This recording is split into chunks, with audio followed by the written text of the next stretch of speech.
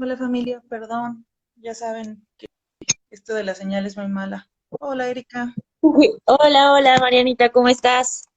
bien, ¿y tú? Muy bien, gracias. Aquí esperando a toda la familia de Loving Blue.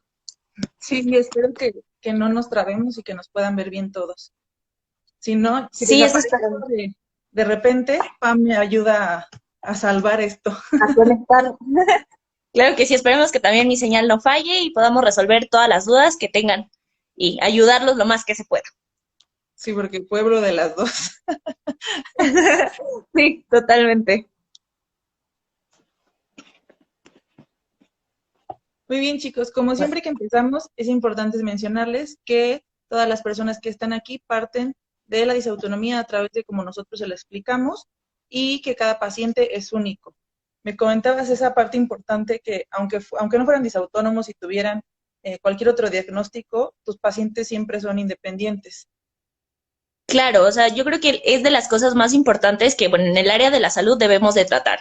Te pueden llegar, así sean 5, 10, 20 pacientes con un diagnóstico muy similar o muy parecido, en este caso los disautónomos, que cuentan con otras patologías aunadas que pueden ser muy similares, pero siempre hay que tratar al paciente como individuo único, porque todos somos únicos y cada uno presenta síntomas diferentes a pesar de que su patología sea la misma o muy similar.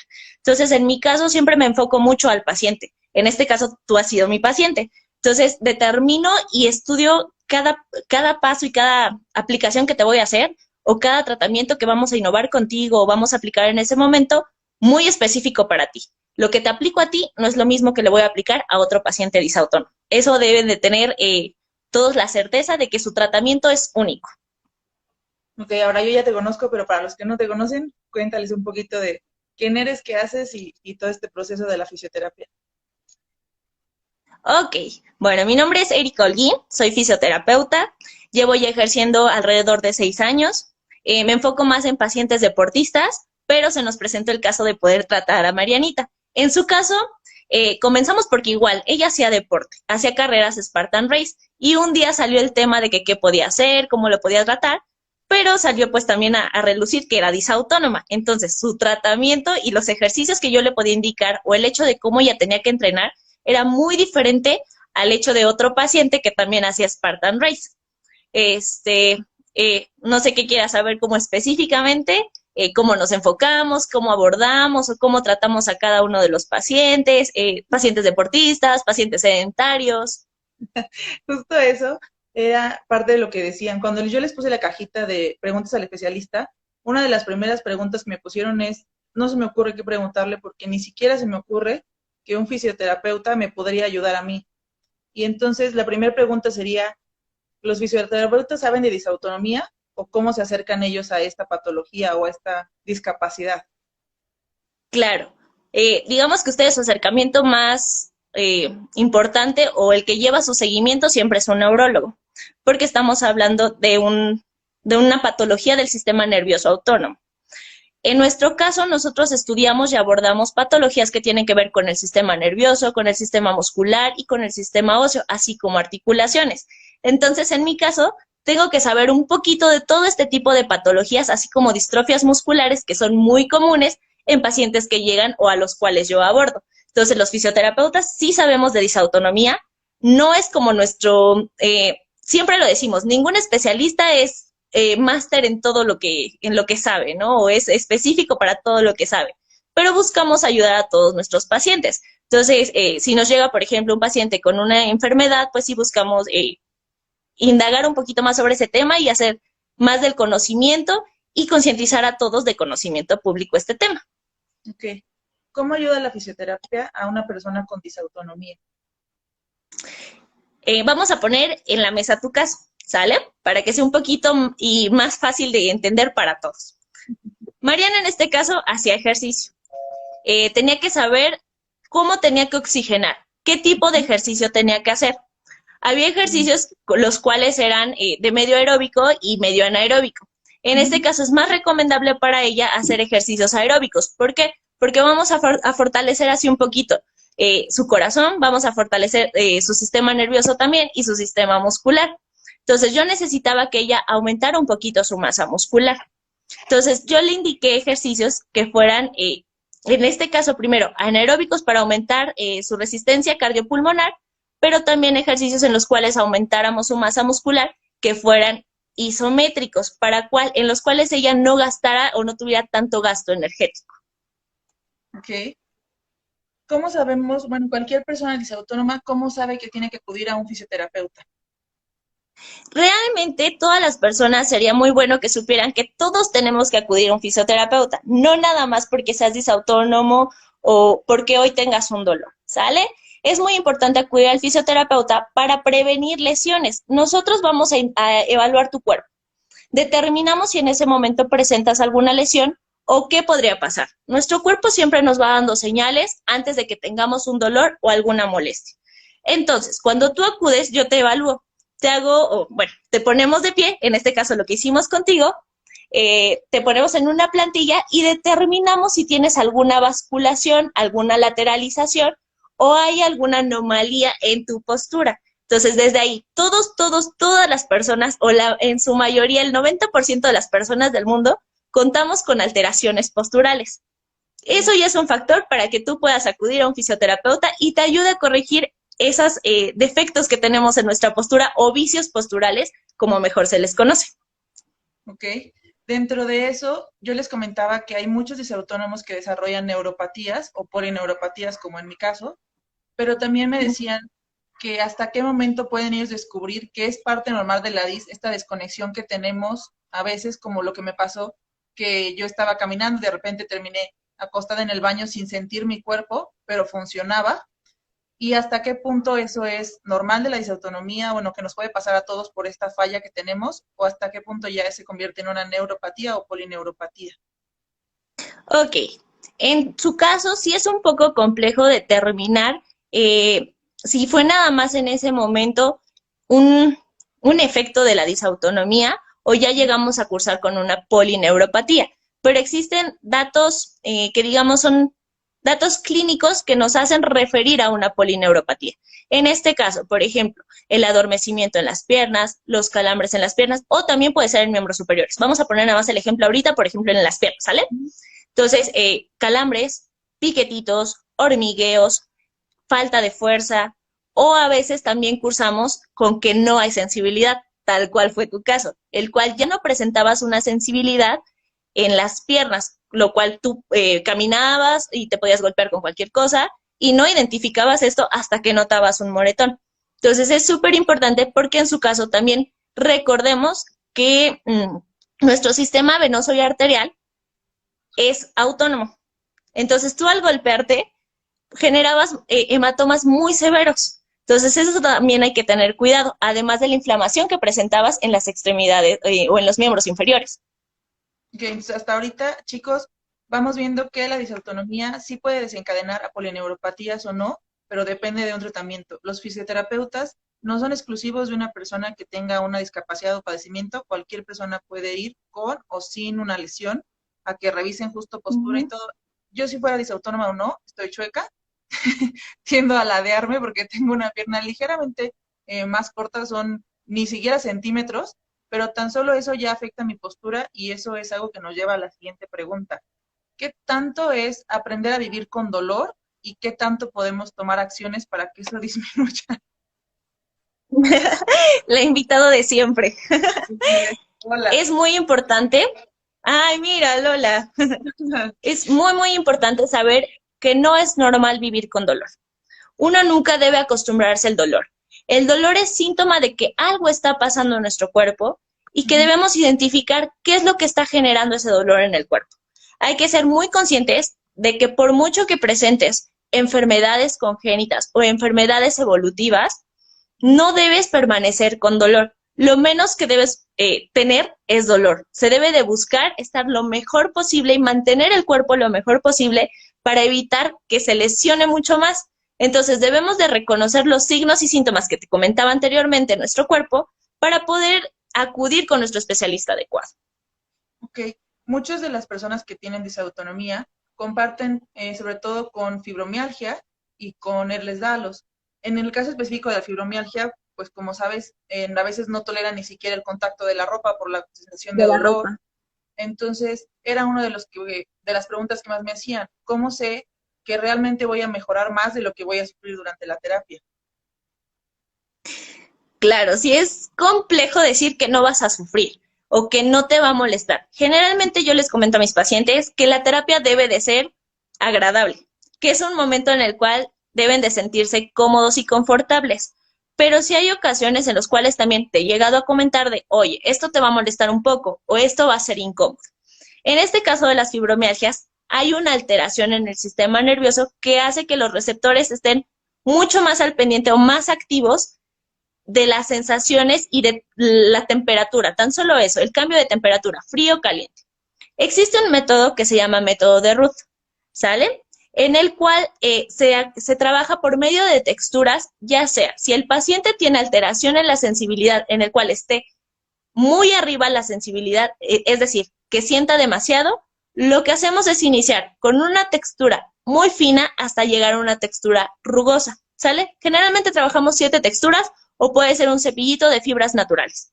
Siempre vamos a hacer pases, en este caso para inhibir esa sensación, de la parte más proximal de nuestro cuerpo a la parte distal, para ir inhibiendo esa sensación. Si nosotros lo que buscáramos es activar sensación, en el caso de las personas que no la tienen, lo que haríamos sería ir de la parte distal de nuestros pies o de nuestra extremidad superior hacia el centro de nuestro cuerpo. ¿Para qué? Para tratar de activar todos los receptores.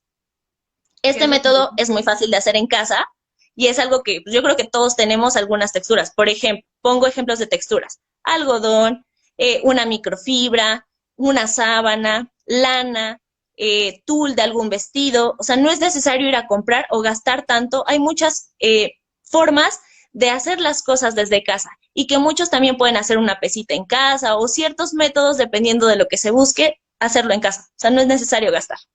Súper. Y justo eso que les comparto es algo de lo que hacía yo antes, o sea, lo que me mandó en mis primeras terapias antes de poder asistir tal cual ya a la parte como más avanzada. En mi caso, yo no tengo sensibilidad en una pierna y en un brazo, que está, pues no sé si avanzado o no, eso ya se lo dirá Erika, pero así empezamos justo, jugando con texturas y con una, pues no le llamaría cama de arena, pero era, ¿cuál es el nombre correcto para esa parte? Ok, yo te introducí a tu miembro en una fluidoterapia. Esta fluidoterapia lo que tiene es una máquina que es muy ruidosa, pero nos funciona bastante bien. Es como una turbina, ¿sale? En la cual vamos a introducir un polímero que es muy similar al acerrín o a la arena. En tu caso tú lo sentías más como arena. Introducimos nuestro miembro y lo que hace es generar calor y movimiento con este polímero. Entonces nos ayuda a sensibilizar. ¿Por qué? Porque está en constante movimiento y haciendo pases o activaciones. Ok, muy bien. Higiene en el movimiento para dolores de articulaciones. ¿Cómo podemos cuidar Ok, sí es muy importante. Yo siempre les he dicho, el movimiento nos va a salvar de una y mil cosas. Muchas veces me dicen, es que tengo dolor y si lo muevo me duele más. Pongamos el ejemplo de un hombro, ¿sale? Entonces dices, oh no, o sea, prefiero quedarme estático o rígido porque así no siento tanto dolor. Pero ¿qué pasa? Que cada vez se va congelando o pausando más el movimiento de esa articulación y va limitando más el arco de movilidad, que es la cantidad o el desplazamiento que tiene nuestra articulación. El hombre es una de las articulaciones más móviles, ¿sale? Tiene muchísimos movimientos, entonces tenemos que activar todo. Es muy importante que el paciente sepa que tiene que empezar con movimientos suaves. En este caso yo le recomiendo movimientos que sean antigravitacionales. Colocarnos al borde de la cama, recostados boca abajo, dejando la articulación de fuera. En este caso la vamos a colgar y vamos a empezar a hacer círculos. ¿Para qué? Para activar un poco la articulación, que se lubrique también esa articulación y podamos tener un movimiento y un desplazamiento que ayude a mejorar el dolor o, en este caso, a quitar el dolor. Pero sí es Justo muy importante mover todas las articulaciones.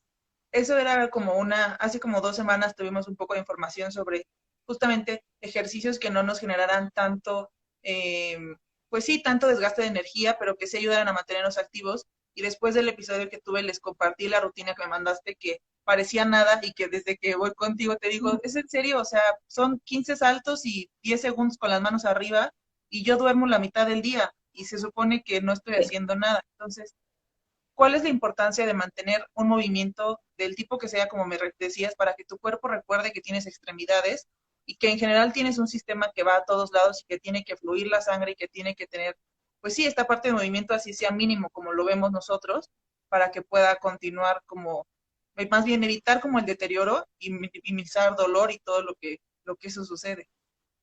Ok, me acuerdo perfectamente que el día que te indiqué los ejercicios, me dijiste, ¿nada más eso? Y te dije, sí, aquí la importancia radica en que tu cuerpo recuerde que tienes piernas y que tienes brazos.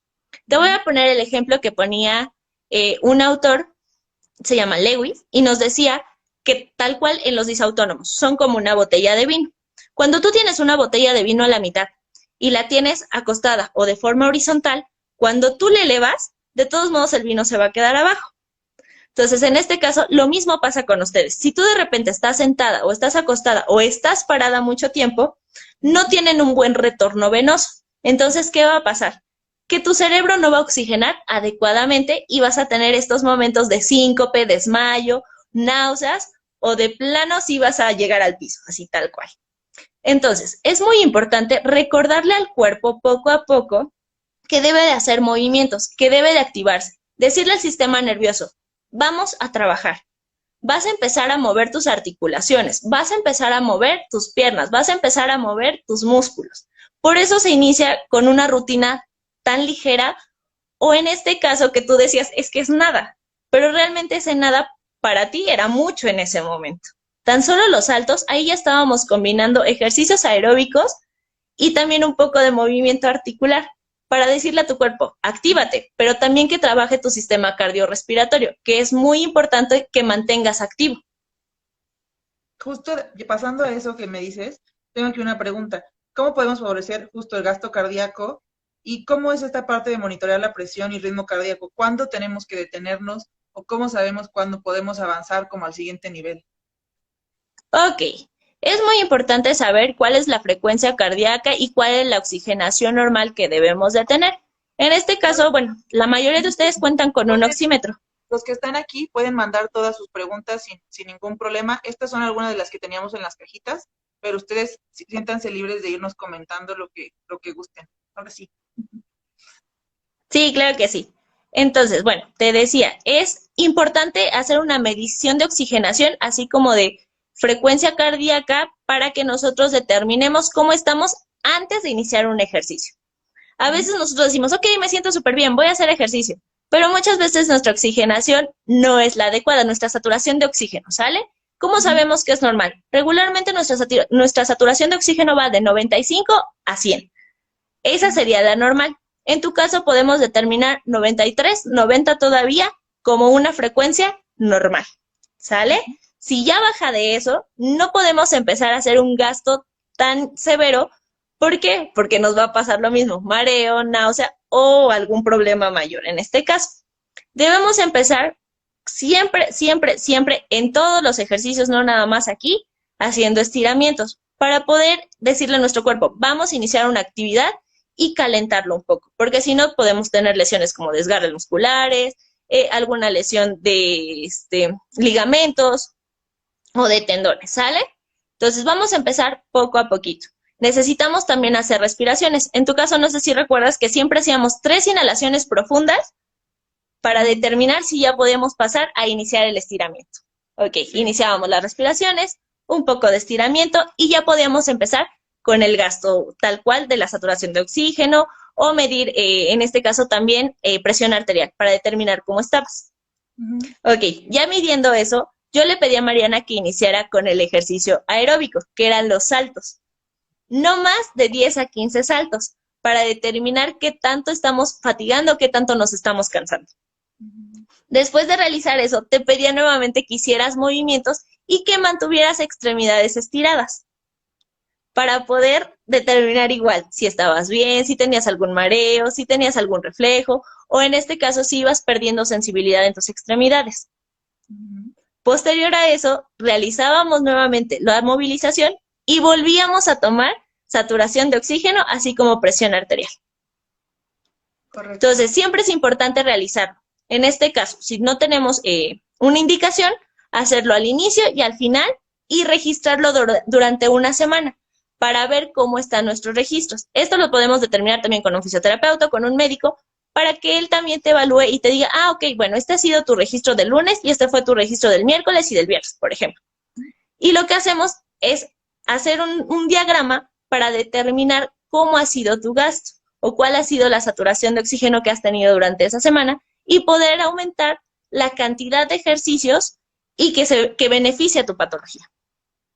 Justo te preguntan, ¿y el ritmo cardíaco? Porque uno de los síntomas más frecuentes o que les cuesta La más trabajo taquicardia. a la mayoría, sí. Entonces, muchas veces esa parte de la taquicardia detona esta parte de miedo y de ansiedad de que va a pasar algo más.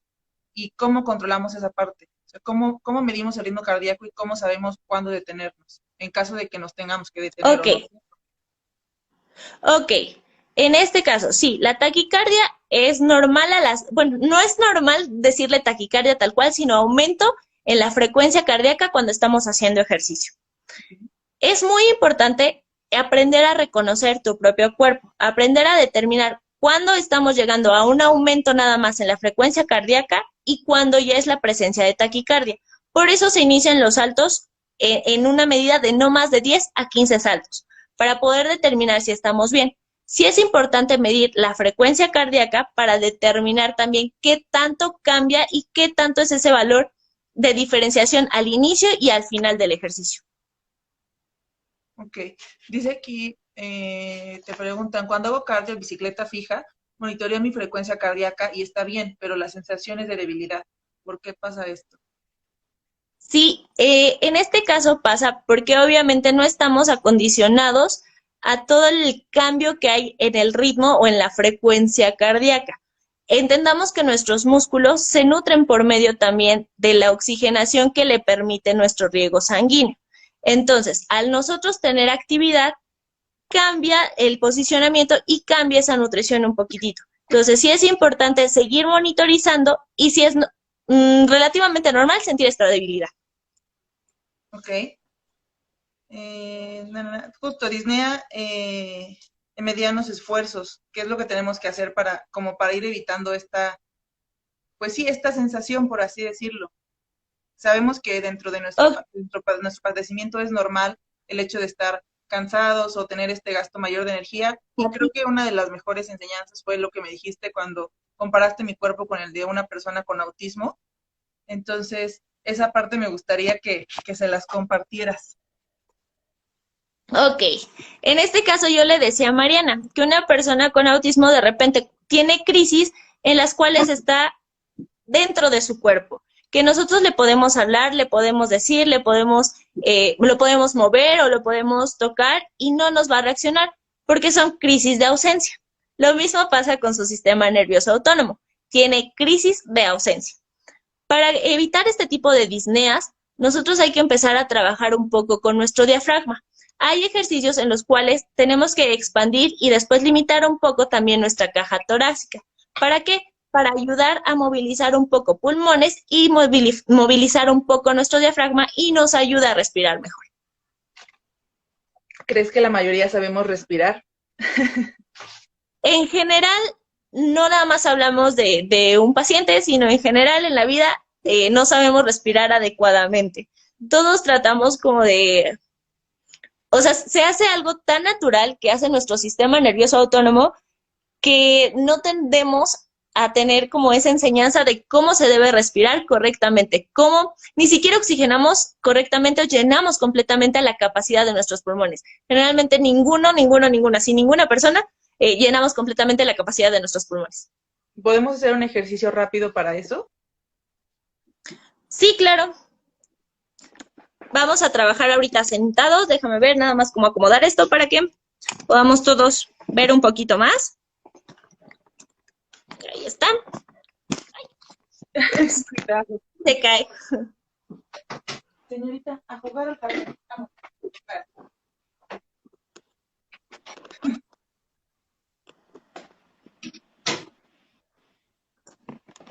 Listo, sí, aprender a respirar hace maravillas para cualquier persona y más para nosotros. Yo se los he dicho Sí. muchísimo. En algún momento Ya saben que yo los ejercicios que son como muy tranquilos, como de meditación, yo y así me cuestan trabajo porque hiperactiva, pero si algo aprendí muy bueno de ese tipo de ejercicios fue a respirar, y que es con lo que les digo que la mayoría de mis crisis las paso respirando, y se acaba como esta parte de ataque de pánico y de ansiedad y esa parte, pero es normal la sensación de debilidad, entonces hay solo que aguantar y prevenir que uno se desmaye y pueda golpearse. Pero si mi pulso está bien, ¿qué estaría mal? Es la parte, volvemos a esta parte de hay que checar nuestro retorno venoso, porque en su caso, permanecer mucho tiempo de pie o en una actividad hace que toda la sangre se acumule en nuestra parte inferior, que a Marianita ya le tocó sufrir este tipo de crisis, entonces sí hay que estar muy al pendiente, no hay que exigirnos de más. Aunque nuestra frecuencia esté normal o nuestra oxigenación la determinemos normal, siempre hay que estar al pendiente de los signos que nos manda nuestro cuerpo. Ok, aquí todo el mundo nos está ya comentando un poquitito de que la respiración ayuda bastante. Y sí, tal cual, la respiración ayuda bastante. Vamos Entonces, con lo el... que vamos a hacer, los ejercicios simples que tú hacías de respiración, de inhalar profundo, tratar de expandir, vamos a tocar con nuestras manos, vamos a poner nuestras manos sobre nuestra parrilla costal, ¿sale? Vamos a hacer un tipo ligerito, no se llaman como tal hipopresivos, pero hay ejercicios hipopresivos que también nos ayudan mucho. En este caso nada más va a ser una expansión torácica que nos va a ayudar y nos va a favorecer, pero es similar a un ejercicio hipopresivo, ¿sale? Pues vamos a colocar primero sobre nuestra parrilla costal para identificar completamente cómo es que nosotros respiramos, ¿sale? Vamos a respirar normal. ¿Sentimos expansión o no sentimos expansión? Sí. Sentimos expansión. Ok, ahora vamos a hacer una inhalación profunda, normal también. Inhalación profunda de 5 segundos.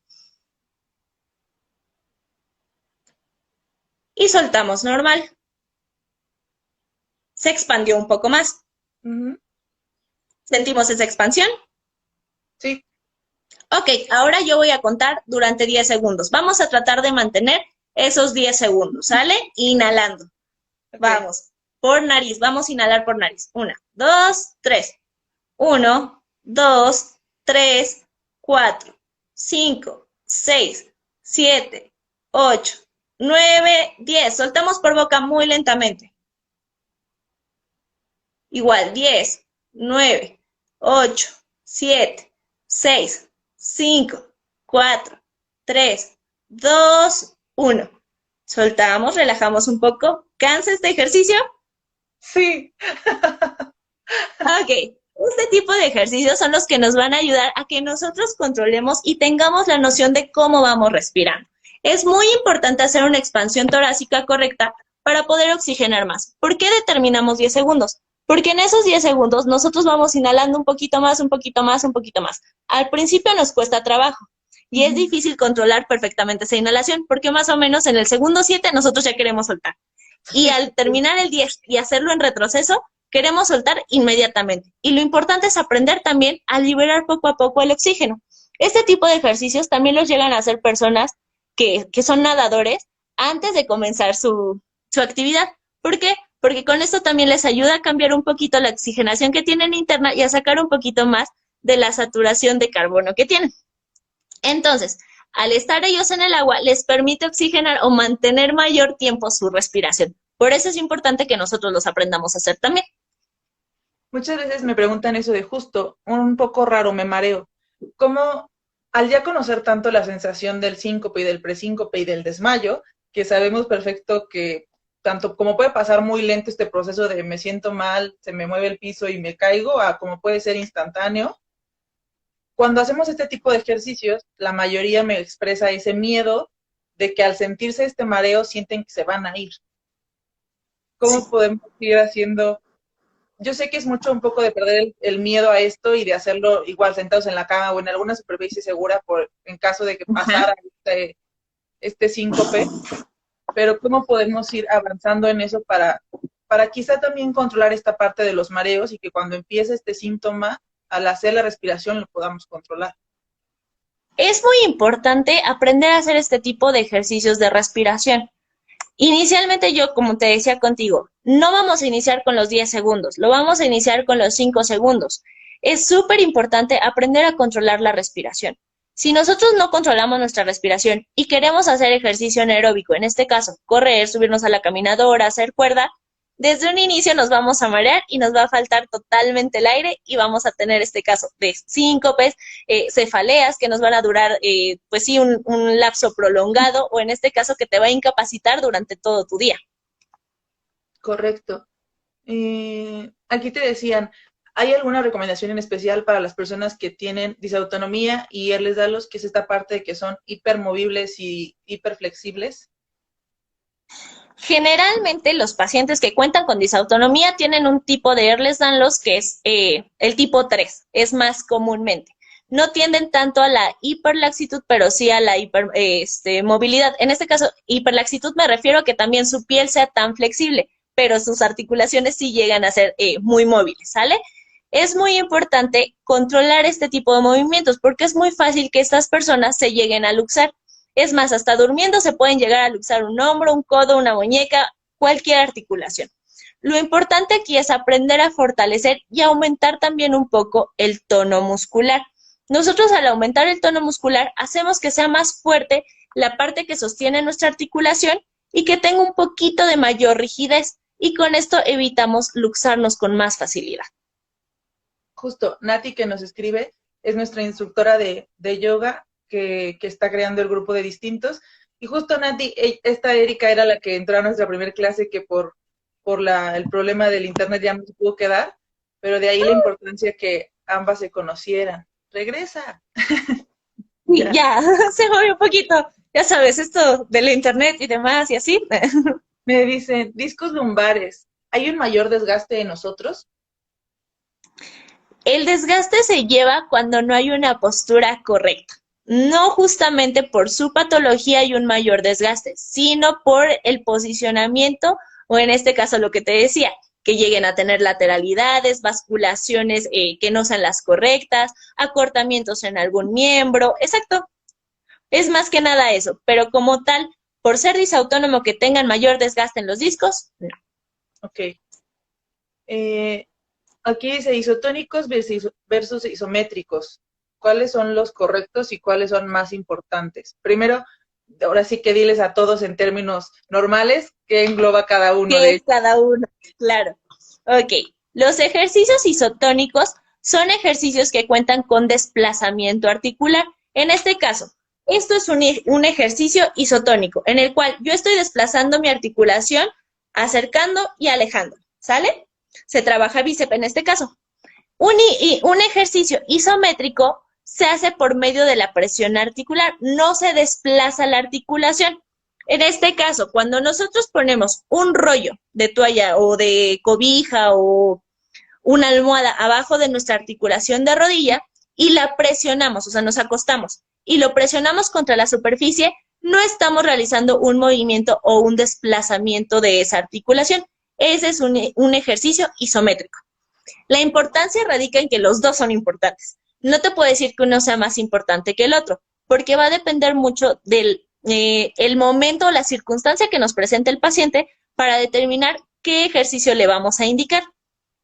Cuando nosotros no queremos lastimar una articulación o desplazarla, o en el caso de pacientes con Ehlers-Danlos, es muy importante que no realicen ejercicios con peso y que sean isotónicos. Entonces aquí le vamos a indicar ejercicios isométricos para primero ir fortaleciendo el músculo sin un peso o sin un desplazamiento articular que nos permita primero generar la fuerza para que no se llegue a luxar esa articulación. Pero, por ejemplo, también los ejercicios isotónicos son importantes porque nos ayudan a hipertrofiar las fibras musculares. ¿Qué es hipertrofiar las fibras musculares en términos más normales? Aumentar la cantidad de músculo, ¿sale? Justo, mira, nos ponen a ti, cuando más contenido esté la articulación, menos se va a desarmar. Para ambas cosas es súper importante la conciencia corporal. Eso es Así algo es. que me pasa y creo que les pasa a varios, que perdemos a veces la noción en donde estamos y nos golpeamos y creemos que somos muy torpes nada más como por naturaleza. ¿Hay algo que nos ayude a tener más esta conciencia? Los ejercicios isométricos nos ayudarían muchísimo a determinar exactamente en qué punto o en qué posicionamiento se encuentra nuestra articulación. Ok. Chicos, ustedes pueden seguir mandando sus dudas y sus preguntas, ¿eh? Por cierto, Pau, tengo que decir que soy fan de estas pláticas, ya hasta mi mamá las escucha conmigo. Saludos, chicos. Favorecer el gasto cardíaco, ya lo vimos. Fortalecer el cuerpo y los músculos ayuda a mitigar los síntomas y los dolores. Sí, por supuesto, muchísimo. O sea, ya lo habíamos platicado inicialmente cuando comentábamos un poquito de los ejercicios que tú hacías, que al mantenerse activo, muchos dicen, me duele, me acuesto y ya no hago movimiento. No, en este caso yo siempre les digo, el movimiento nos va a ayudar a mejorar. En todos los casos, en la mayoría de patologías que llegan a un fisioterapeuta, el movimiento siempre es súper importante para corregir cualquier dolor. Entonces, lo más Justo lo que importante les es decía aquí sí, mover. del tipo de ejercicios es complementario, va de acuerdo a cada paciente y al momento de cada paciente. En el caso que trabajamos nosotras, digo, por la pandemia, ya saben que ahorita tengo mi rutina en casa, pero cada que yo llego al consultorio con ella, ahora ya no tengo que explicarle cómo voy, ya aprendió a conocer mi disautonomía y desde que me ve dice, ok, ya sé qué hacer contigo hoy, pero justo mi rutina nunca es la Sí. misma y incluso lo que les he mostrado yo, que son las terapias neurales que me pone con electricidad, igual a veces no es la misma intensidad ni las trabaja de la misma manera según mi condición de ese día en ese momento.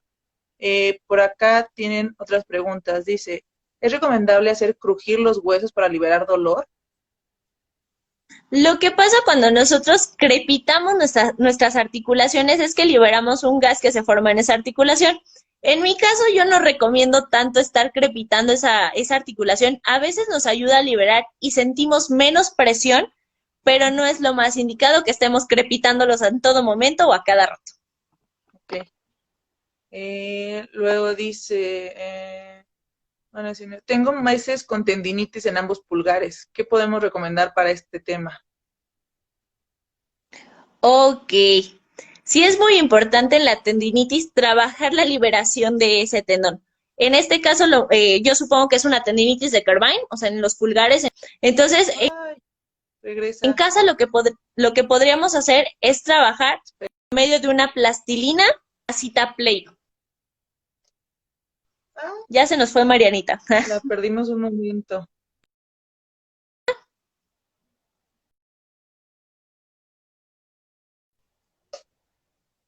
No, espera.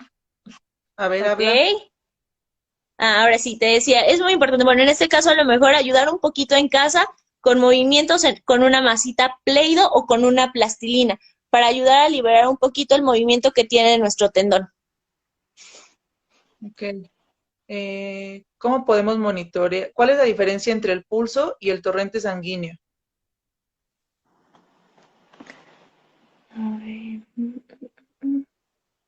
Si quieres, no te preocupes, te las leo porque ahora sí te mandaron millones. Chicos, Ok. acuérdense que Instagram solo nos deja tener live de 50 minutos, entonces si se llega a cortar este por el tiempo, ahorita nos volvemos a conectar para continuar con sus preguntas, ¿vale? Entonces, vamos mientras con ese, Eri, de cuál es la diferencia entre el pulso y el Ok. torrente sanguíneo. Entre el pulso y el torrente sanguíneo. Ok. En este caso yo creo que se refiere más a nuestro pulso y a nuestra frecuencia. Entonces, la frecuencia son las pulsaciones y en este caso el pulso lo vamos a tomar de forma distal, ¿sale? En la muñeca, lo podemos hacer también en arterias en esta zona, lo podemos hacer también en nuestra pierna, en el medio de la pierna, en el cuádriceps, ¿sale? Para identificar un poquito. Nunca lo vamos a hacer con el pulgar porque nos cambia la frecuencia, ¿sale? Que vamos a identificar. Lo vamos a hacer siempre con el índice y con el dedo medio. Estos dos, exactamente, para poder determinar que sea correcto. Porque nuestro pulgar tiene una pulsación independiente. Ok. Los ejercicios que nos dice el lado, que aquellas actividades que trabajen de manera consciente ayudan a las torpezas y nos dan herramientas para estar mejor. Correcto, Nati. Carlita, el tema de la circulación sanguínea. Se me duermen mucho las extremidades en distintas posiciones. ¿Cómo mejorar mediante ejercicio? Algo de lo más común que Ok, nos pasa a todos, incluso en la cara. Y esas a veces les preocupan porque no, muchas personas no saben que tienen, que existen los ejercicios faciales para mejorar también esta circulación en el rostro. ahí ya me escuchas, ¿me ves? ¿Todo bien? ¿Sí? Sí, vamos bien. ¿Me escuchaste, Tommy? Ok, Sí, Ok, a ver. Entonces, aquí fue el que nos hizo Pozo de Arena, ¿verdad? Es la pregunta sí, del tema de la circulación sanguínea. correcto. Yo le comentaba a Mariana que hay ejercicios. Estos ejercicios se llaman ejercicios de Burger-Allen, en los cuales vamos a trabajar con las extremidades. Volvemos, no sé si nos hayan escuchado la parte que yo les ponía el ejemplo de que su cuerpo es como una botella de vino que está a la mitad. Cuando ustedes están en forma horizontal o acostada, acuesta la botella, vemos que la sangre se acumula en esta parte. Si nosotros nos paramos abruptamente, la sangre no va a avanzar, no va a irse hacia la parte superior, se queda todo en las extremidades o en la parte inferior. Por eso es importante activar primero un poco nuestra circulación, no pararnos de golpe y estos ejercicios que les comento de Burger Allen, en el cual vamos a nosotros a bombear nuestra sangre para recordarle a nuestro cuerpo que tiene que regresarla, que tiene que haber un retorno venoso, porque muchas veces por eso, o sea, falla un poquito nuestro sistema, hay cefaleas, mareos, síncope, porque no oxigena adecuadamente nuestro cerebro. Recordemos que es una patología que altera el sistema nervioso autónomo. Perfecto. Me ponen acá, Loreto, de alguna forma, la mejor forma para monitorearlo, que ya nos explicó Eric cómo vamos a tomar la parte de las Sería pulsaciones. más monitorizar el pulso, no el torrente sanguíneo, porque el torrente sanguíneo o el torrente circulatorio es cómo está fluyendo nuestra sangre en todos nuestros órganos y sistemas del sistema circulatorio. Ok. Dice Jess, hay días donde estoy activa, tomo un descanso y la energía se va totalmente. ¿Cómo reactivarnos? Volvemos al punto de que su cuerpo tenemos que recordarle que tiene que estar haciendo movimiento, que tiene que estar activo, que tenemos brazos, que tenemos manos, que tenemos piernas. Entonces, lo inicial no es pararnos abruptamente. En general, todos tendríamos que hacer esto. Tener un poco de movimiento previo a nosotros realizar alguna actividad, ya sea pararnos, empezar a mover un poco las piernas, arriba, abajo, mover un poco la articulación para hacer un retorno venoso más favorable y que podamos iniciar nuevamente la actividad. Acuérdense que, como les decía en la semana del ejercicio, la energía bien enfocada produce más energía. Y entiendo perfecto esa sensación, Jess, de que tú estás y tú te quieres mover, pero tu cuerpo no te responde. Pero como se los he dicho y les he enseñado en algunos videos, así tenga mi día más malo, me siento en la orilla de la cama y mantengo mis brazos al frente, a lo mejor esos días sin peso porque no lo tolero, pero el hecho de hacer esas partes, en verdad parece algo muy tonto, pero sí hace un cambio muy grande en cuanto a la forma en la que tu cuerpo reacciona. Solía salir mínimo a la escuela, pero con la cuarentena ya no puedo y no estoy acostada, pero ahora no puedo ir ni al baño porque no tengo... Ay, ya estoy bien tonta. A ver, otra vez, me dice Cruzo. ¡Uy, demonios! Solía salir mínimo a la escuela, pero con la cuarentena ya no puedo y solo estoy acostada. Ahora no puedo ir ni al baño, ya que ¿qué puedo hacer para otra vez la fuerza en mi cuerpo, movilidad? Esa rutina. Volvemos al movimiento tal cual. O sea, es importante que hagamos movimientos. No podemos mantenernos estáticos porque pausamos totalmente nuestro cuerpo. Necesitamos reactivarlo poco a poco y recordarle que tiene extremidades, que tiene que hacer actividad. El movimiento nos va a ayudar y nos va a favorecer para todos y cada uno de nuestros sistemas musculares, óseos, articulaciones, sistema cardiorrespiratorio. Nos va a ayudar en todos. Justo fue lo que les comentaba, que yo en noviembre fue cuando empecé a ir a terapia al 100% con Erika, es decir, una vez a la semana, con ejercicio en casa, haciendo como mi escuelita de la parte de fisio. Y en cuanto empezó la cuarentena, obviamente, pues no podía arriesgarme a salir, ni ella tampoco a exponerse. Y no lo tomé como importancia porque al parecer primero solo era sensibilidad y fuerza. Y hasta que me empecé a desconectar así, de que ya ni siquiera me avisaban que mis piernas se iban a ir, simplemente se apagaban y caía al suelo. Y fue cuando Erika me dijo, es que aunque tú estés en tu casa, tu cuerpo ya se le olvidó. Y es mucho más fácil irnos hacia atrás que hacia adelante. Entonces, todo lo que yo ya había ganado en esos meses, pues ya no existe. Y el día que yo ya deje de hacer mi terapia ahora, tengo un retroceso mucho más grande que lo que pude haber ganado con 1 o 2 días de terapia. ¿Algún consejo para manejar las neuropatías? Cuéntales un poco de lo que haces con mis neuropatías en el tema de la electricidad y de la sensibilidad y De justo la lo que les platicaba antes. electroestimulación. Así es. Ok, con tus neuropatías trabajamos tanto con método RUP como también con electroestimulación. Ujú. Trabajamos un poco de TENS para activar nuevamente la parte de tu sistema motor y que recuerda este movimiento, además de que trabajo un poquitito sí con corriente galvánica para que penetre un poco más y nos active y penetre directamente al sistema nervioso. No es muy cómodo, ya Mariana les puede decir la sensación, tal cual es como una agujita, porque es una descarga que va directo a un punto motor, en el cual nosotros tratamos de estimular algún movimiento específico en algún músculo. Justo, ahora vienen esas preguntas que me decías, es que tienes que hacer planas con tu mano izquierda. Y yo, pero no quiero porque después me duele más que lo que logro escribir. Entonces, justo te ponen aquí, ¿a qué se debe que, por ejemplo, al batir, tan solo 2 minutos me duelen los brazos como si hubiera hecho 1000 horas? Sí, es normal. Volvemos a este punto de que es una patología del sistema nervioso autónomo, ¿sale? Tenemos que activarlo, necesitamos el movimiento, es indispensable. Va a doler, desgraciadamente la articulación al activarla un poquitito duele, pero sí necesitamos ir recordándole al cuerpo. A Mariana ya le pasó, que conforme lo iba haciendo, iba disminuyendo este dolor, iba mejorando su fuerza y también la sensibilidad que ya tenía. Inicialmente me decía, no, es que ya no lo quiero hacer porque me duele bastante, tal cual como lo puso en el ejemplo. Ya no quiero escribir con mi mano izquierda porque me duele. Sí, es normal, yo le decía, pero necesito que lo hagas. ¿Por qué? Porque eso te va a ayudar a fortalecer, te va a ayudar con la sensibilidad y te va a ayudar también con el control que tiene tu mano. Le pasaba mucho a Mariana que se le caían las cosas de la mano. Ella podía sostener esta cuchara 2 segundos y de repente de la nada la soltaba involuntariamente, así tal cual. Entonces, al nosotros activar el cuerpo y nosotros recordarle que tiene que hacer estos movimientos y que sí puede hacer estos movimientos, favorecemos para que vaya teniendo una memoria y cada vez se vaya activando un poquito más y vaya aumentando nuevamente fuerza, vaya aumentando la sensibilidad y mejore el movimiento. Ok, aún tenemos algunas preguntas que nos mandaron. ¿Tienes tiempo, Erika? Sí, sí, sí, claro. Ok, entonces se va a cortar ya que se cumple la primera hora. Y chicos, se conectan al que sigue y nos vuelven a dejar las preguntas que nos hayan faltado por aquí, ¿vale? Ahora regresamos.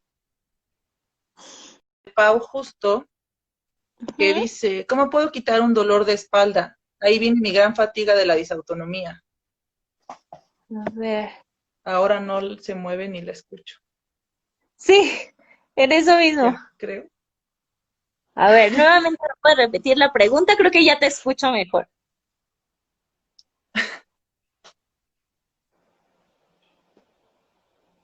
Ok, Yo ya te escucho. ¿cómo podemos controlar un dolor de espalda? En el caso de Pau, ahí es el origen de su fatiga.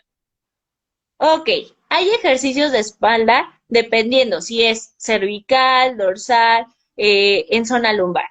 Hay unos ejercicios que son muy básicos o que son muy fáciles de interpretar, que podemos buscar cada uno en nuestra casa. Estos llegan a ser ejercicios de Williams o ejercicios de Mackenzie, en los cuales trabajamos lo que es nuestra zona lumbar. La mayoría de personas llegamos a quejarnos ya sea más de zona lumbar o de zona cervical que de zona dorsal, que es la parte media, digamos, de la columna. Para hacer ejercicios de cuello existen diversos estiramientos. Yo siempre les digo, es muy importante estirar. Nosotros al estirar activamos ya nuestro sistema muscular. Entonces, es importante, Marianita, no sé si recuerdas tus estiramientos que hacíamos un poco, de estirar un poco el cuello, girar un poco, hacer círculos. Esto nos ayudaba bastante. Y los ejercicios de zona lumbar, que como les comento, los podemos buscar así, ejercicios de Williams o ejercicios de Mackenzie, que también nos va a ayudar a fortalecer la zona lumbar y activar un poquito esa zona y a calmar dolor de esa zona. Ok, nos pone acá, ¿es normal sentir chueca la espalda y la cadera? No, no es normal sentir chueca la espalda y la cadera. Muchas veces repetimos esta parte. Tenemos vicios posturales, en los cuales nosotros, uno de mis vicios es cruzar la pierna mientras estoy sentada. Entonces, al yo cruzar mi pierna, un glúteo, exactamente así tal cual, un glúteo va a quedar más abajo que el otro. Y esto ya me causa una basculación y una lateralización de mi cuerpo, en el cual estoy en esta posición. Nosotros inicialmente lo sentimos cómodos, pero después de un lapso o de hacerlo por mucho tiempo, empezamos a notar este cambio en la posición de nuestros hombros, ya sea que un hombro esté más abajo que el otro, que la cadera igual esté un poquito más abajo que la otra, o más hacia adelante o hacia atrás de como debería estar. En este caso, basculaciones. Entonces, Okay. no Esta es normal. pregunta en especial era de una mami que tiene una pequeña que se llama Alessandra, que tiene 4 años, y Ujú. era lo mismo. Entonces, ¿desde qué edad podemos corregir posturas? O, por La ejemplo, postura ¿se se puede. podría trabajar con niños? Sí, totalmente. El abordaje que tenemos los fisioterapeutas va desde infantes, desde prematuros, va adolescentes, adultos jóvenes y adultos mayores. ¿Sale? O sea, podemos abordar y trabajar en todas las etapas de nuestra vida. La postura es muy importante corregir desde chiquitos. Si nosotros vamos dejando, se van aumentando los vicios posturales. Es muy común que por el peso de las mochilas nosotros adoptemos el hecho de tener una joroba o el hecho de estar en la escuela y estar escribiendo, adoptamos a tener una jiba, más conocido como joroba. Entonces es muy importante que desde chiquitos a nuestros niños les enseñemos el uso correcto de una silla. La mayoría de personas, ¿qué hacemos? Nos quedamos en un sillón y nos recargamos así. La espalda no está totalmente pegada con nuestro asiento y es muy importante que nosotros mantengamos bien esos 90 grados, porque si nosotros queda colgando la parte baja de nuestra espalda, van a comenzar los dolores lumbares. Entonces es importante sí cuidar nuestra higiene postural desde que somos pequeñitos, desde que empezamos con el gateo, la caminata, o sea, los primeros pasos, la bipedestación. Muy, muy importante cuidar que nuestros pequeñitos tengan una buena higiene postural, que sus pasos sean correctos y también checar sus extremidades. Yo les recomiendo mucho a las mamás que no ocupen andaderas. La andadera es lo peor que le podemos hacer a nuestro niño. No ayudamos a que tengan fuerza en las piernitas ni en la cadera y nuestra columna también hace un ligero posicionamiento así. Entonces no la mantenemos adecuadamente y mantenemos pesos donde no debería. Entonces por eso yo les recomiendo que no usen andaderas. Ok, te ponen por acá, no sé si soy solo yo, pero a mí a partir de que tengo disautonomía, mi cuello es demasiado frágil. ¿Yo qué te puedo decir? Me lo lastimé tendiendo mi cama. Así como el hombro, tal cual. En este caso, para eso es importante los estiramientos y las movilizaciones que realizamos en la mañana, a mediodía y por la tarde. Siempre es importante darle un descanso a nuestras articulaciones y a nuestro cuerpo. Ok. ¿Cómo se puede rehabilitar la articulación de cadera cuando hay síndrome doloroso específico en alguna zona? Habría que determinar específicamente qué es la lesión y cómo se originó esa lesión.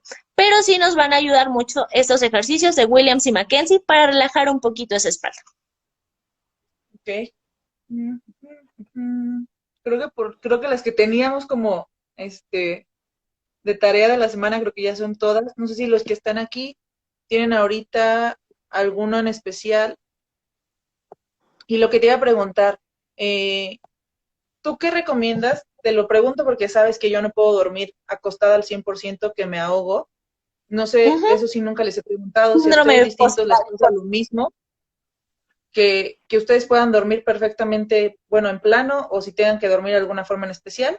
Yo si estoy acostada al 100% me ahogo.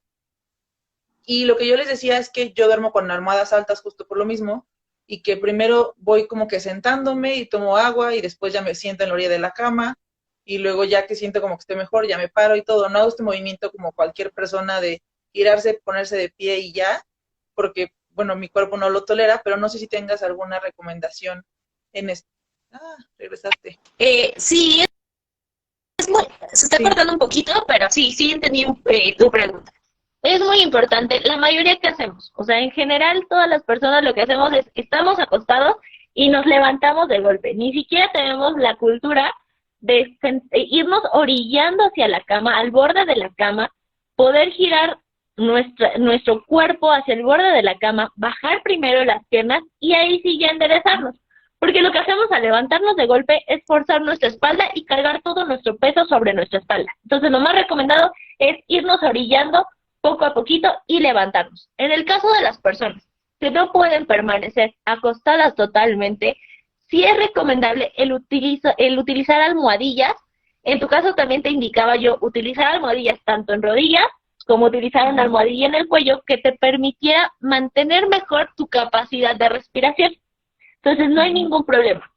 Es importante tener en cuenta que cada paciente es diferente. En tu caso utilizamos este tipo de almohadillas, pero digamos, una recomendación en general sí nos dice que debemos dormir, si dormimos boca arriba, con una almohadilla que nada más cubra la parte de la nuca baja y el cuello, y está en forma de rollito, que no sea muy alto, que no sea muy bajo y que nos permita mantener una estabilidad completa entre la cabeza y nuestra columna vertebral. Además de colocar la almohadilla abajo de las rodillas para mantener una alineación correcta. Si dormimos de ladito, colocar una almohada desde nuestra rodilla hasta nuestro tobillo para mantener también alineación, porque si no lo que pasa es que se cae la cadera, o sea, se balancea más hacia adelante la cadera que queda en la parte superior. Entonces no queda alineada adecuadamente, así como podemos igual abrazar una almohada para mantener una mejor alineación si dormimos de ladito. Y si dormimos boca abajo, lo más recomendable es colocar una almohadilla en el abdomen, en la parte del vientrecito, para que nosotros podamos elevar un poquito nuestra zona lumbar y no quede colgando de esta manera por las noches, porque eso nos genera mayor pesadez, mayor cansancio y una mayor carga en esta zona, lo que hace que duele un poco más.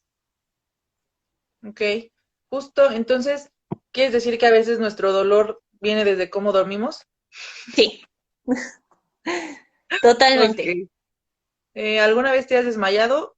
Sí, me pasaba cuando empezó como todo mi proceso hace 4 años, sobre todo en estos cambios bruscos, cuando estaba en el metro, que eran lugares que tienen mala circulación del aire, me pasaban los desmayos.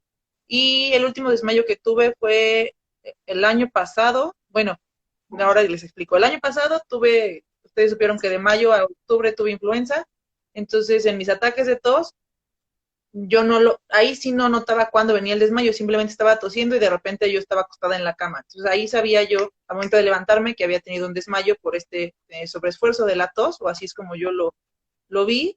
Y de ahí ya no llego al desmayo, sé muy bien cómo empieza todo mi malestar. En mi caso, las palmas ahorita se me ven con color, quiero que sepan que eso tiene color. Sí. Y es lo primero que me cambia, la boca se me pone gris y las manos se me hacen mucho más blancas. Y si yo me las veo así, sé que empieza una crisis, aunque no la sienta todavía. Y lo último que me pasó fue lo que les conté de los benditos caracoles, que yo no sabía que me daban alergia y por irlos a oler pasó este shock entre shock anafiláctico por mi reacción alérgica y pues por lo mismo la disautonomía desencadenó en una reacción de crisis entre de vómito y parálisis y todo. Según yo no llegué al desmayo, me acuerdo que me salí al jardín, pero no recuerdo muy bien del jardín a mi cuarto, me ayudó mi mamá, pero no, según yo no fue desmayo al 100%. Hace unos días me diagnosticaron bruxismo, no soy yo, es pregunta del público. Me recomendaron Okay. ortodoncia. ¿También será necesario hacer ejercicio para relajar la zona? Sí, totalmente. En la mayoría de los casos, yo siempre lo he dicho, hay muchos tratamientos de ortodoncia y tratamientos con el maxilofacial en el cual se ve combinado también con la terapia. ¿Por qué? Porque muchas veces las cargas que llegamos a tener tanto en la zona mandibular como en la zona cervical nos alteran, ya sea en la zona cervical que nos altere la parte de la mordida o en la parte de la mordida nos altere un poquito nuestra zona cervical y el apoyo que tenemos. Muchas veces orientamos hacia enfrente y eso hace que también exista mayor carga en las articulaciones cervicales. Ok.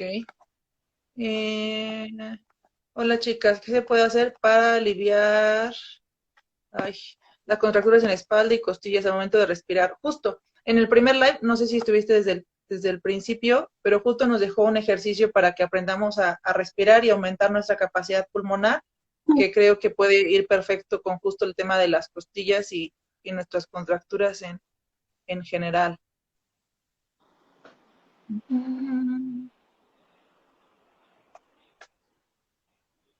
Listo, chicos. ¿Tienen preguntas? ¿Tú, Eri, algo más que nos quieras ir diciendo? Pues sí, comentarles que es muy importante que en este caso, o sea, volvemos al punto de que el fisioterapeuta no nada más es cuando algo te duele. Lo mejor y lo más indicado es ir cuando no te duele nada para poder seguir así, que no te duela nada, o determinar si existe algún problema y evitarnos problemas mayores. O sea, determinarlo en ese momento, diagnosticarlo, tratarlo y que tengas una vida con mejor calidad, porque volvemos al punto de que el dolor no es normal y el dolor no debemos acostumbrarnos al dolor. Correcto. Entonces, y pacientes disautónomos, pues sí, es muy importante, nos ayuda muchísimo. Marianita ya vio el caso, le ayudó tanto con el vértigo que presentaba, con los desmayos que tenía, con la percepción y la sensibilidad, el identificar el espacio que la rodea. Entonces, es muy importante el acudir a tu fisio. Sí, lo que yo les decía es que Yo estuve 3 años sin ningún tratamiento, o sea, 3 años me dijeron tienes una polineuropatía y ya, yo nunca le tomé importancia, me fracturé el dedo del pie y yo no me enteré hasta que mi pie estaba casi gangrenado, así fue como me di cuenta que estaba morado y esa vez pues fui con un ortopedista normal, lo curó y todo y jamás tuve rehabilitación y les comentaba también que hace unos años en la prepa yo tuve un accidente en las gradas y me corté en la parte de la pantorrilla, me volé todas las capas, tanto piel, grasa, nervios, músculo, hasta llegar a periósteo, que es una capita que cubre el hueso, que fue lo único que evitó que me lo fracturara. Y era imposible que alguien me tocara, esa lesión tenía más de 10 años. Justo con la fisioterapia, después de 10 años, me puedo tocar esa zona sin ninguna sensación de dolor, tengo más equilibrio, más fuerza en algo que yo creí perdido hace mucho tiempo. ¿Han practicado mindfulness? Sí, la parte del budismo y la meditación y todo. De hecho, en Facebook hay un libro que se llama El budismo, la ciencia de la felicidad. Se lo recomiendo para quien quiere iniciar un poco en estas prácticas de relajación, meditación y de conocimiento como de esa cultura, porque yo lo veo más como una cultura que como una religión. Es muy sencillo, lo pueden descargar en línea y también unos ejercicios de respiración en los que te hace tener conciencia de tu cuerpo y te va explicando paso a paso cómo respirar de otra manera, no tanto de la manera médica, sino otra forma de respirar para que entres en calma y te relajes. Concientizarte, es parte de conciencia, de concientizar cada una de las zonas de tu cuerpo. Yo también no lo veo tanto como la parte del budismo, sino la parte de la conciencia de la respiración, aprender a respirar. Sí, es bueno, ayuda. Sí, creo, mi mamá toda la vida me ha dicho, es que no sabes respirar. Y yo, ¿cómo no voy a saber respirar? O sea, todos sabemos respirar. Pues no, nadie sabe respirar. Y tan es así que cuando inflan bien sus pulmones, les duele la espalda o sienten esta presión, porque justo no están ocupando sus pulmones como deberían.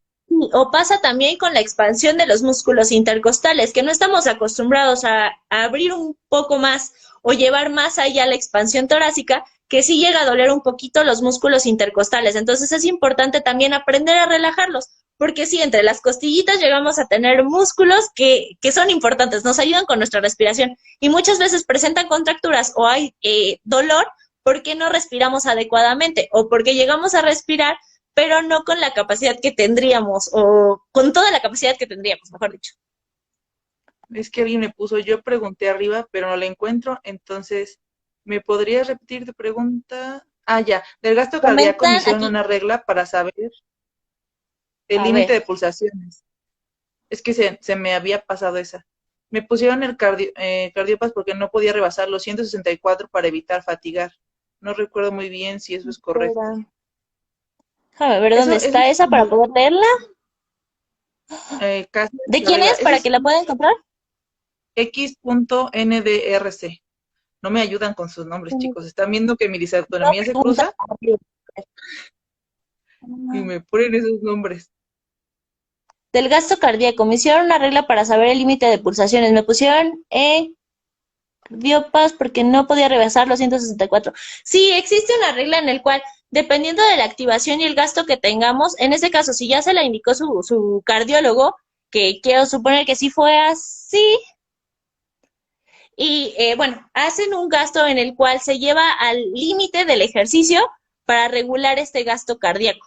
Entonces, sí se puede hacer y sí es recomendable hacerlo en cualquier deportista o cualquier deportista debería llevar este gasto cardíaco, identificar este gasto cardíaco para que sea mejor y no llevar a un sobreesfuerzo.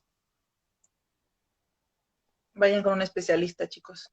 ¿Qué ejercicio se puede realizar para evitar que me dé mucho sueño cuando muevo el cuello? Tiene que ver mucho también con la respiración. Volvemos al punto de que muchas veces forzamos nuestros movimientos o llevamos a un límite. Sí es normal que dé un poquito de sueño cuando nosotros activamos la parte de cervicales, pero sí tenemos que cuidar más ese punto. En el ejercicio de la respiración, ay, allá voy otra vez. Así empezó el día de los caracoles. Ok, ya estoy leyendo yo. En el ejercicio de la respiración, de ahorita que hicimos al tocarnos con la mano en el abdomen, sentimos que se infla o se desinfla. Ambas debemos de aprender a controlarlos, tanto la parte de la expansión como al momento de regresar a nuestro posicionamiento normal. Ver. Pero es normal ser disautónomo de presión arterial de 9.5 y aumentar a 10.6 y sentirme muy mal con 11.6.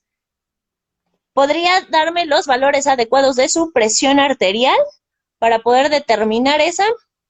Acuérdense, chicos, bueno, creo que es universal, pero en México tenemos 3 valores para la 120/90, es como la presión de una persona Ajá. normal, pero acuérdense que les he dicho que la presión normal de un desautónomo depende de cada persona, porque aunque la mayoría de los desautónomos tienden a ser de presión De baja, en presión mi caso baja.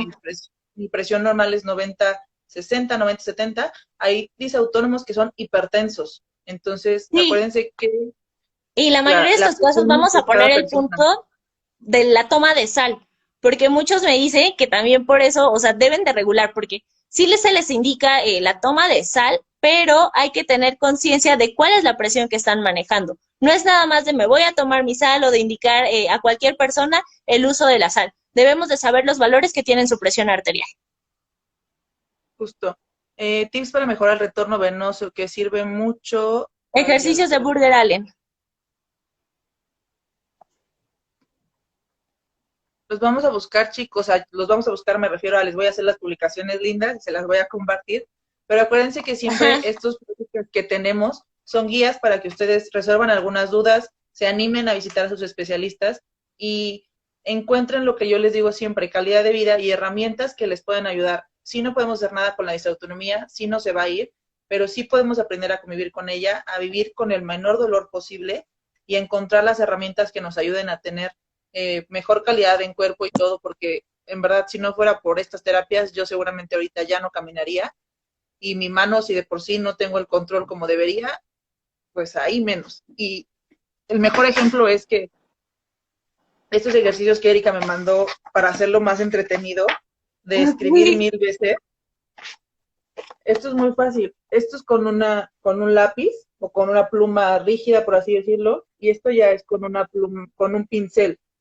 Y se puede ver a la perfección cómo es que mi mano no tiene el control de hacer eso como lo hace con la otra. Pero considerando que yo no podía cargar ni un lápiz, poder hacer esos rayones de kinder es muchísimo. Nos comentan aquí que cuáles son los ejercicios de Burger Allen. Tienen que ver mucho con la elevación de las piernas, movimientos al estar elevados y demás. Marianita se va a encargar de hacerles una infografía para poder publicarlas en la página de Loving Blue y que ustedes tengan mejor noción sobre este tipo de ejercicios. No tengan problema con eso. Sí, no se preocupe. Ya nos los pusieron por ahí por escrito. Sí. Eh, sí, sí, sí. Y como les puse igual en la vez del ejercicio, cada uno tiene su tipo de ejercicio, o sea que alguien pueda, como les puse el ejemplo, hacer halterofilia, levantamiento de pesas, no quiere decir que yo lo pueda hacer o que no lo pueda hacer, cada quien tiene una meta diferente y encuentren el ejercicio que les haga sentirse mejor, pero hagan algo. Y si ustedes piensan que levantar las botellas por 10 segundos no es un ejercicio, pues entonces háganlo porque eso les va a cambiar la vida. Sí, va a Este ayudar y va a lunes favorecer tengo muchísimo ese retorno venoso. Este lunes tengo la segunda consulta con mi neuróloga. Gracias en verdad por toda la información y qué bien que os encontré porque tengo muy poca información del síndrome de Post y ahora tengo muchas. Te mandan saludos desde España, justamente. Sí, lo que estamos leyendo. Qué bueno, y en verdad, o sea, lo que podamos ayudarle, va a haber preguntas que sí, de momento nos van a sacar un poquito de la jugada o demás, pero vamos a tratar de responderles todo lo que se pueda y pues sí, tratar de ayudarles. Como les digo, ningún especialista va a saber todo al 100%, pero siempre estamos tratando de estar en constante actualización, de buscar un poco más acerca del tema. En este caso, pues Marianita es mi paciente y todo el tiempo estoy tratando de actualizarme, de estar buscando qué más hacerle para que ella tenga una mejor calidad de vida. Sí, en verdad, con Erika, además de que es mi doctora, es muy buena amiga y tengo esa facilidad de que cuando pasan accidentes como el de la cama, que me zafé el hombro, es así como de, Erika, no me puedo mover porque hice esto, ¿qué hago ahora? Y Erika solo quiere averiguar cómo me va a arreglar ahora, porque las formas de accidentes son pues muy tontas a veces, pero pues no las podemos controlar siempre. Y en verdad, háblenlo con su doctor y díganles cómo pasa esto, cómo es que su sistema nervioso tiene estos fallos y ellos lo entienden. A lo mejor no como el término, pero sí lo pueden asociar a otras patologías y otros ejemplos que tienen. Y como se los dice Erika, una persona que está sana o una persona que tiene el mismo diagnóstico en diferentes de formas más comunes, no quiere decir que todos sus pacientes los va a tratar igual. Entonces, tienen Realmente que... cada tratamiento es específico para el paciente. No podemos tratar, a pesar de que me llegues a lo mejor tú con la luxación de hombro que tuviste y me llega un niño de 5 años con esta luxación o se presenta un adulto mayor de 60 años con esa luxación, yo no puedo tratarlos igual porque la evolución no va a ser la misma. Entonces necesitamos identificar qué tiene nuestro paciente y crear un tratamiento específico para ese paciente. Seamos conscientes de que cada persona es diferente y que cada una necesita un tratamiento específico para lo que está presentando en ese momento. Y claro, si Mariana me dice, ah, bueno, me duele aquí, me duele acá, me ayuda y me va orientando con su molestia y con la lesión que presenta, para mí es más fácil poder identificar cómo vamos a evolucionar y cómo vamos a coordinar ese tratamiento. Es el mejor ejemplo. Ningún doctor va a saber lo que ustedes sienten. Entonces, explíquenlo y sean lo más detallistas y claros posibles.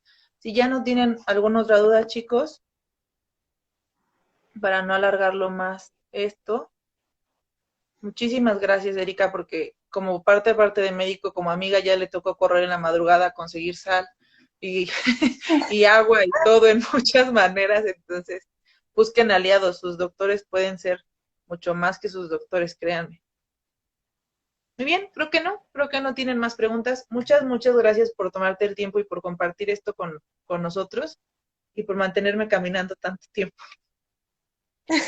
Sabes que te quiero mucho y que estamos aquí para poder ayudarlos a todos en la medida de lo posible y lo que no sabemos tratamos de investigarlo, de ir más allá, siempre ir más allá, no quedarnos con lo que sabemos, sino siempre buscar más, mayor contenido, mayor tratamiento, siempre buscar la mejoría de cada uno de nuestros pacientes. Y vuelvo a repetir lo mismo, cada paciente es diferente y a cada paciente se le debe de tratar con esa individualidad. Así es. ¿Cuál es el Instagram de la doc? Apenas estamos creando su Instagram médico, por así llamarlo, pero sin problema les dejo los datos cuando terminemos. Muchas gracias a todos, un abrazo y en verdad, gracias a todos por estar aquí y a ti, Erika, por tomarte el tiempo de tener esta plática, entrevista con todos. Claro que sí. Te mando un abrazo enorme, te quiero. Cuídense mucho. Gracias. Bye.